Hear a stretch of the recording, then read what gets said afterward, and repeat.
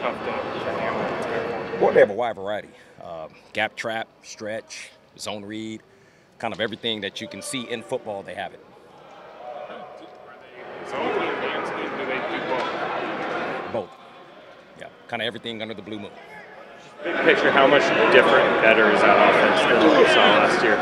Well, it is the running attack. They got good backs. I mean, they have 5 on their roster that are capable of running the football. And like I said, it's a good scheme. They run plays that fit their guys, and they're doing really well. Carson Wentz from year 1 to year 2, so what does he have? You see a quarterback under development. The consistency is there. You also, he's always had the level of athleticism. He's a tremendous competitor, and essentially he's rising to the occasion.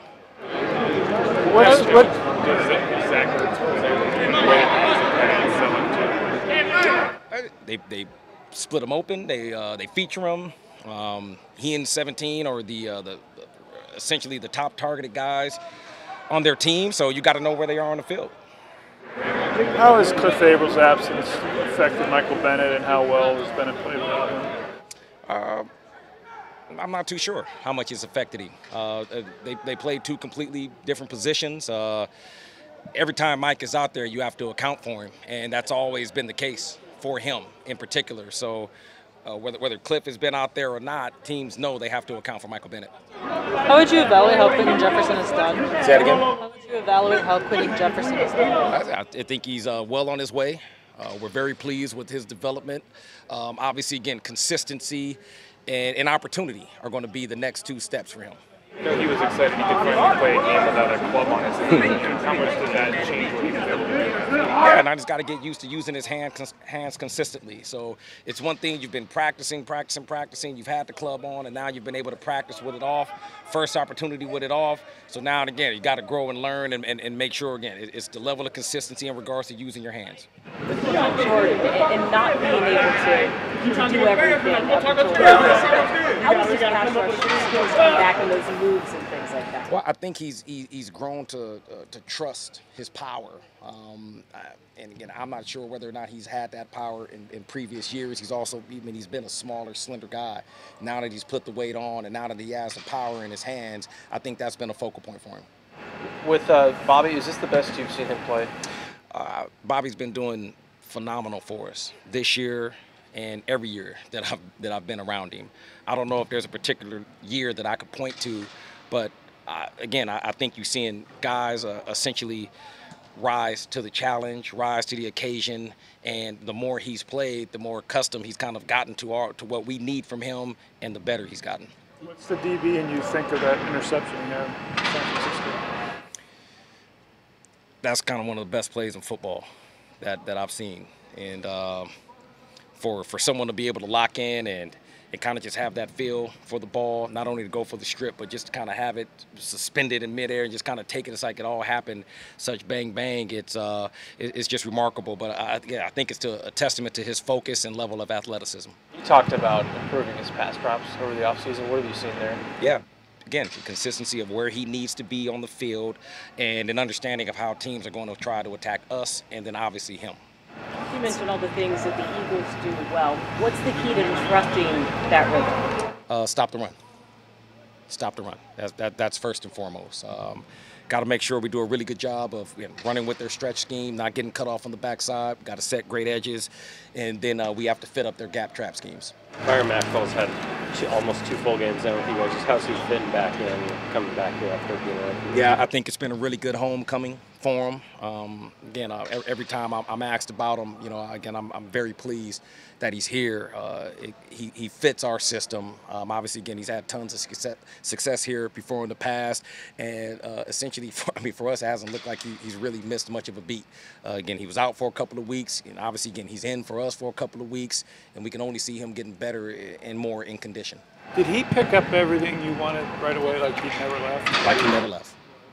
Like he never left. So I mean, we had him since 2000, from 2011 all the way up to 2014, and really we were hoping it was going to be just like riding a bike, and it is for him. So he's a smart, intelligent guy, He understands what we want, and he's capable of doing it.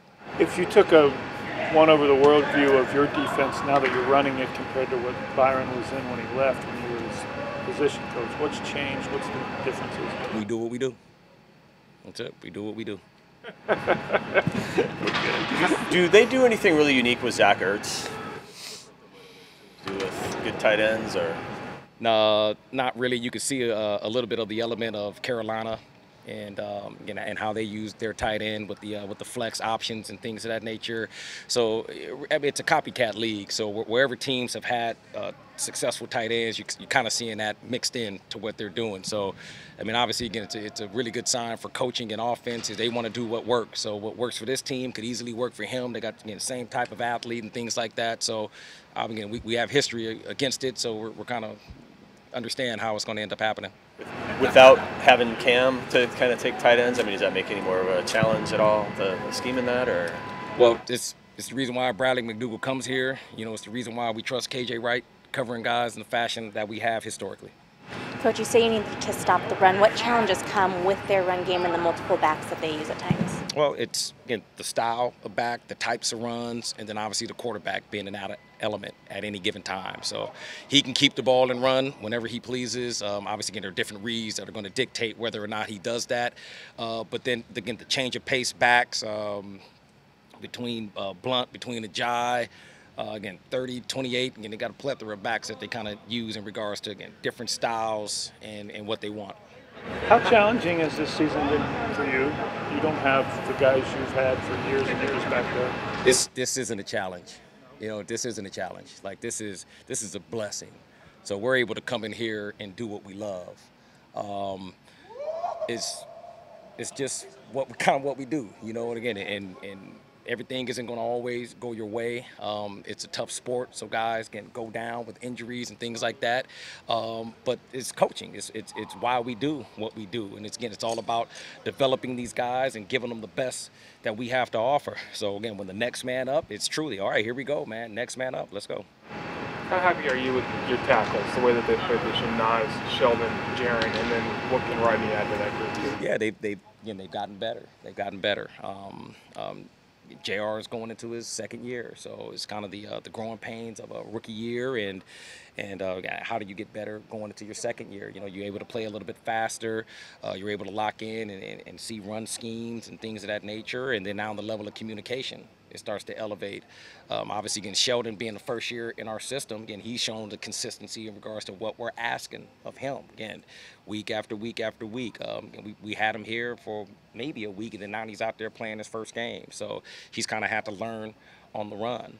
Obviously, after that, again, Nas is a rookie. So here we go. We're starting off with a guy with a clean slate. We're going to ask him to play single gap dominant football, and he was a two gap guy in college. So then obviously Rodney, again, he's a big, phenomenal athlete, again, big, massive guy. I think he's going to be really hard to move in there in the interior.